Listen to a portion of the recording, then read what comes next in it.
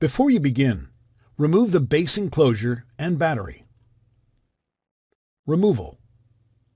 Note, if there is a strip of mylar covering the memory module, hold it back out of the way while you remove the memory module. Push out the retention clips on each side of the memory module at the same time, and allow the module to release to the spring tension position. Grasp the module gently at its edges and remove. Note, the second memory module, if installed, is removed in the same manner. Replacement. Align the notch in the memory module with the key in the memory module slot on the system board. At an angle, gently insert the memory module into its slot on the system board. Press the module down until its retention clips snap into place, securing the module to the system board.